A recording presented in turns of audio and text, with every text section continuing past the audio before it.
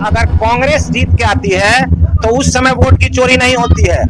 सत्ता में अगर आप जीत के आती है तो वोट की चोरी नहीं होती है। सत्ता में अगर बीजेपी जीत करके आती है तो वोट की चोरी नहीं होती। मैं ये कहना चाहता हूँ कि जनता जो है वो सर्वे सर्वा है।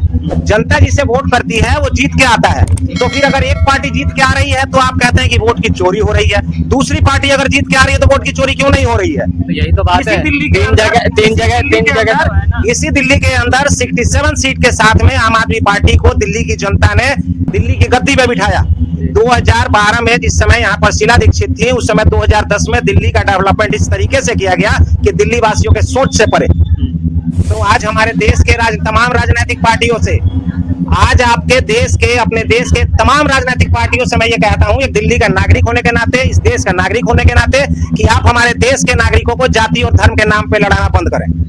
आपको अगर वोट मांगना है, आप काम के नाम पे वोट मांगिए। मुद्दा शिक्षा का होना चाहिए, मुद्दा रोजगार का होना चाहिए, मुद्दा हमारे देश में आज जो लोग बेरोजगार हैं उनका होना चाहिए, ना कि जाति और धर्म का होना चाहिए। आप कब तक लड़ाएंगे हमारे देश के नागरिकों को?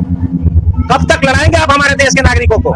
ये गौरवान्वित पद पे विराजमान प्रधानमंत्री चाहे किसी भी राजनीतिक पार्टी का हो, हमारे देश के अंदर एक प्रधानमंत्री चाहे वो किसी भी पार्टी से नवनिर्वाचित होकर के आया हो, जीत के आया हो, उस पद की अपनी गरिमा होती है। एक सांसद, एक विधायक, एक पंचायत का मुखिया भी अगर अपने पद पे जीत के आता है ना, तो उसकी अपनी पद की एक गरिमा होती है। आप प्रधानमंत्री के पद पे बैठे हुए व्यक्ति को गाली देते हैं, तो आप क्या क्या कहना चाहते हैं? मेरा नाम सुनील सिंह है।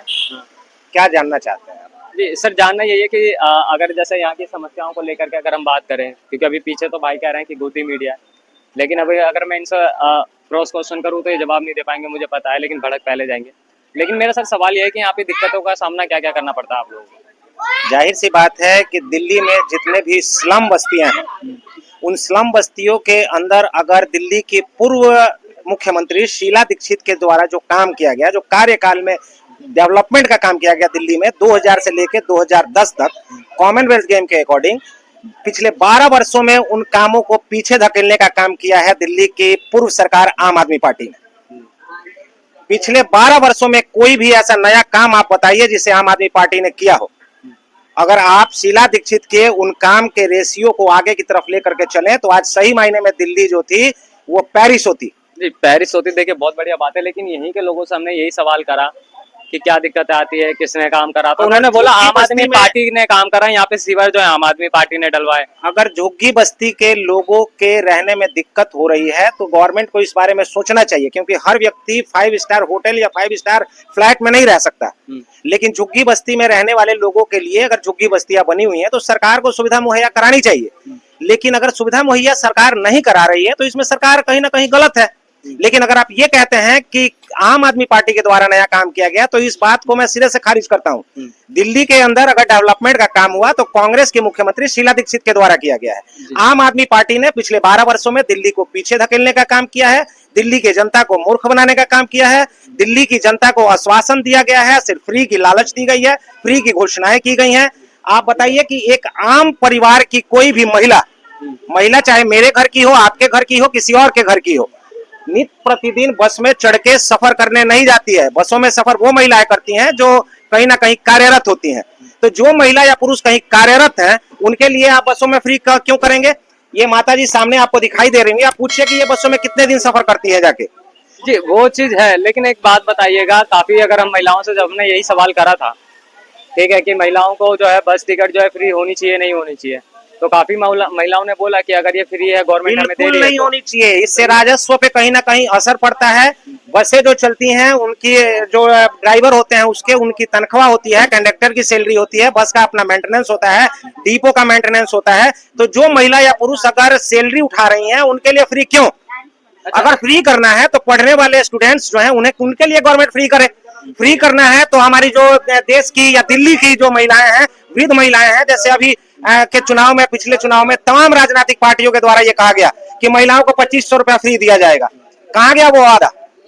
2500 रुपये फ्री दिया जाएगा, ये बहुत बढ़िया बात है। सर एक सवाल मैं और करना चाहूंगा, अभी अगर चाहे बिहार चुनाव की बात ले ले तो बिहार में अभी जो है कल दरभंगा गए थे राहुल गांधी जी, तो वहाँ पे वो रैली कर रहे थे, तो उन्होंने उनका एक जो नारा है कि कहीं ना कहीं जो है वोट चोर गद्दी छोड़। श्रीमान आप मुझे ये बताएं कि सत्ता में, मैं समझ गया आपकी बात, सत्ता में अगर कांग्रेस जीत के आती है तो उस समय वोट की चोरी नहीं होती है। सत्ता में अगर आप जीत के आती है तो वोट की चोरी नहीं होती है। सत्ता में अगर बीजेपी जीत करके आती है तो वोट की चोरी नहीं होती। मैं ये कहना चाहता हूँ कि जनता जो है वो सर्वे सर्वा है। जनता जिसे वोट करती है वो जीत के आता है। तो फिर अगर एक पार्टी जीत के आ रही है तो आप कहते हैं कि वोट की चोरी हो रही है, दूसरी पार्टी अगर जीत के आ रही है तो वोट की चोरी क्यों नहीं हो रही है? तो यही तो बात है। तीन जगह इसी दिल्ली के अंदर 67 सीट के साथ में आम आदमी पार्टी को दिल्ली की जनता ने दिल्ली की गद्दी पे बिठाया। 2012 में जिस समय यहाँ पर शीला दीक्षित थी, उस समय 2010 में दिल्ली का डेवलपमेंट इस तरीके से किया गया कि दिल्ली वासियों के सोच से परे। तो इसके बावजूद दिल्ली की गद्दी से शीला दीक्षित को दिल्ली की जनता ने क्यों हटा दिया? इसलिए हटाया कि आम आदमी पार्टी के सर्वे सर्वा सूत्रधार कहे जाने वाले माननीय पूर्व मुख्यमंत्री अरविंद केजरीवाल जी के द्वारा ये भरोसा दिलाया गया कि मैं दिल्ली के लोगों को फलाना चीज फ्री दूंगा, अमुक चीजें फ्री दूंगा। 4 लोगों को 4 पैसा फ्री दे करके क्या करेंगे? बाकी के 96 लोग कहां जाएंगे? अगर आप 4 लोगों को 4 पैसा फ्री देंगे और 96 लोगों को परेशान करेंगे तो फिर किस काम का?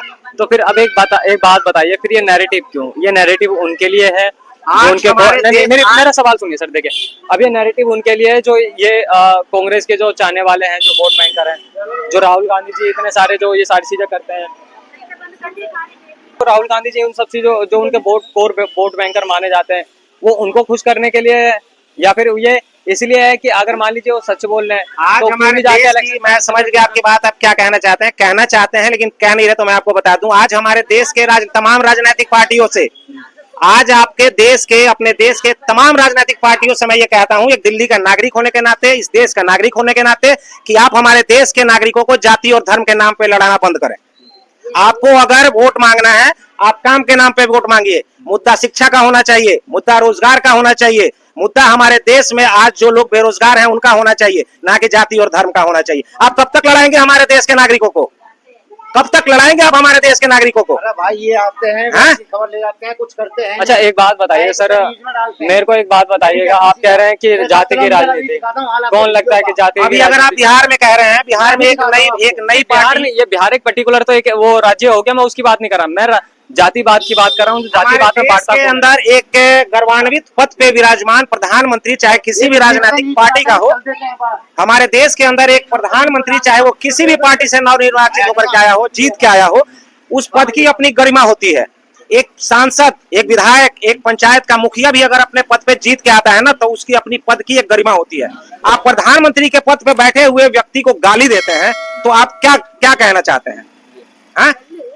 किसी भी राजनीतिक पद से, किसी भी राजनीतिक पार्टी से जीत के आया हुआ प्रत्याशी हो, अगर वो किसी संवैधानिक पद पे बैठता है तो उसकी अपनी गरिमा होती है, उसकी अपनी मान गरिमा सर, गरिमा में मानता होनी चाहिए, लेकिन ये भाषा जो है, ये चीज तो गलत है, ये हम भी मानते हैं, बिल्कुल गलत है। लेकिन सर एक सवाल और है, देखिए, अब अगर बात करें, चाहे काफी लोगों से जब हमने इन सब चीजों को लेकर के बात करी, तो काफी सारे लोग तो ये बोल रहे हैं ना कि हाँ, ये वोट चोरी हुई है, जिस वजह से जो है यहाँ पर क्या बोलते हैं, कांग्रेस पार्टी हारी। आपने कहा कि आप नहीं, वो चीज आपने बोल दिया, वो चीज मैं एक्सेप्ट करता हूँ, लेकिन आप उन लोगों को क्या कहोगे जो ये मतलब जिनके अंदर, जिनके डीएनए में ये सब चीजें बसाती गई है कि हाँ, ये वोट चोरी रियल में हुई है? ऐसा कुछ भी नहीं है। देश की जो जनता है या दिल्ली प्रदेश की जो जनता है, किसी भी राज्य की जो जनता है, वो अपने मताधिकार का प्रयोग करती है, मत डालती है। आने वाले जब इलेक्शन का, चुनाव के नतीजे आते हैं, उसमें उस मत का जो रिजल्ट आता है वो जनता के द्वारा दिया गया होता है, ना कि उसके अंदर कोई फेरबदल होती है। मैंने आपसे पहले भी कहा कि अगर कोई राजनीतिक पार्टी जीत के आती है तो उस समय ईवीएम में गड़बड़ी हो जाती है, जो हारता है तो उसमें ईवीएम की गड़बड़ी होती है। ऐसा कुछ नहीं। कैमरे के कहना चाह रहा हूँ। हाँ, बोलिए। नहीं, कैमरे के सामने।